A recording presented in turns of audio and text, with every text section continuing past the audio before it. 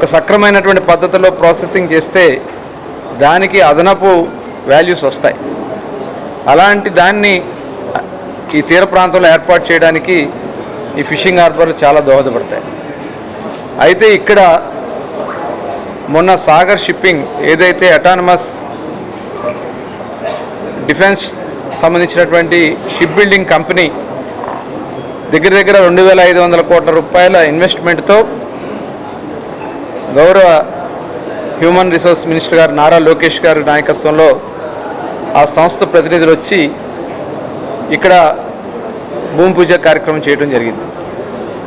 అయితే ఏదైతే వాళ్ళు తయారు చేసినటువంటి ఆ షిప్స్ని సముద్రపు నీటిలో వదలడానికి వాళ్ళకు కొంత స్థలం కావాల్సిన పరిస్థితి వచ్చింది. ఎందుకంటే దాదాపు 190 దగ్గర 900 మీటర్లు ఉంది. ఆ 900 మీటర్లో ఒక 150 మీటర్లు వాళ్ళు ఈ పడవల్ని దింపడానికి కావాలని చెప్పి వాళ్ళు కోరటం, దాని మీద మరి చర్చ జరుగుతున్నటువంటి పరిస్థితుల్లో ఇవాళ వైఎస్ఆర్ పార్టీ నాయకులు కొంతమంది రెచ్చగొట్టే కార్యక్రమాలు చేస్తూ ఉన్నారు. ఈ ఫిషింగ్ హార్బర్ని ప్రైవేట్ పరం చేస్తున్నారు అనే ఒక రెచ్చగొట్టే కార్యక్రమాలు చేసి, ఎందుకంటే ఈ సాగర్ డిఫెన్స్ షిప్పింగ్ వల్ల ఇవాళ భారతదేశంలోనే తొలిసారి ఇలాంటి సంస్థ మనకు వస్తూ ఉంది. దీన్ని ద్వారా రేపు భవిష్యత్తులో కూడా ఇంకా చాలా కంపెనీలు ముందుకు వస్తూ ఉన్నాయి. ఎందుకంటే మచిలీపట్నంలో కూడా గోవా షిప్పింగ్ వాళ్ళకి వస్తున్నారు, ఢిల్లీ నుంచి ఒక సంస్థ వస్తున్నారు, అలాగే ఇటు దిగరాజపట్నంలో కూడా కొన్ని షిప్ బిల్డింగ్ కంపెనీలు వస్తూ ఉన్నాయి. దానికి నాందిగా ఇక్కడ వస్తే ఎంప్లాయ్మెంట్ వస్తుంది, అలాగే చాలామంది ఇన్వెస్ట్మెంట్ వస్తుంది. ఈ ప్రాంతం కూడా మనం చూసాం, కృష్ణపట్నం పోర్ట్ వచ్చిన తర్వాత నెల్లూరు జిల్లా రూపమే మారిపోయింది. ఇలా డిఫెన్స్ సంస్థలు రావడం వల్ల యువతకి ఉద్యోగ ఉపాధి అవకాశాలు ఎక్కువ వస్తాయి. మరి అటువంటి సంస్థలు రాకుండా ఆపడానికి వైఎస్ఆర్ పార్టీ నాయకులు చేస్తున్నటువంటి ఒక దుర్మార్గమైనటువంటి ప్రచారాన్ని ప్రజలకు తెలియజేయాల్సినటువంటి అవసరం ఉంది. ఎందుకంటే చూసాం, 5 సంవత్సరాలు జగన్మోహన్ రెడ్డి ముఖ్యమంత్రిగా ఉండి దగ్గర 900 సంస్థల్ని ఈ రాష్ట్రం నుంచి తరిమేశారు. ఇవాళ ముఖ్యమంత్రి గారు చేసినటువంటి కృషితో దాదాపు 20 పాలసీస్ తీసుకున్నాం.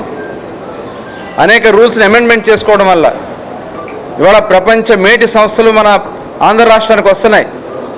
గత సంవత్సరం చూస్తే భారతదేశంలో వచ్చినటువంటి ఇన్వెస్ట్మెంట్స్లో అన్ని రాష్ట్రాల కన్నా కూడా 25% ఇన్వెస్ట్మెంట్స్ ఒక ఆంధ్ర రాష్ట్రానికి వచ్చినాయి. అంటే ప్రభుత్వం మీద ఒక నమ్మకం.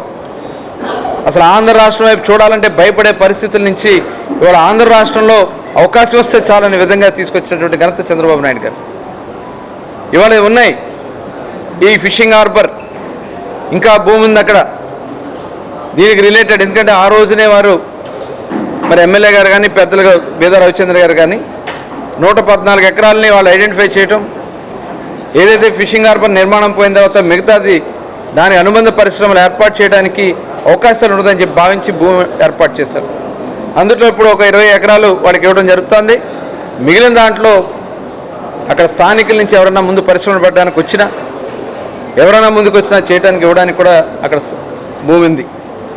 అయితే ఎట్టి పరిస్థితుల్లో కూడా ఆ జెట్టీలో ప్రైవేట్కి వెళ్ళే పరిస్థితి లేదు. ఇది వైఎస్ఆర్ పార్టీ నాయకులు తెలుసుకోవాలని చెప్పి కోరుతా ఉన్నా. అనవసరంగా రెచ్చగొట్టి ప్రజల్లో భయాందోళన సృష్టించి ఇవాళ పబ్బం గడుపుకోవాలని ప్రయత్నం చేస్తే మటుకు చూస్తూ ఊరుకోం.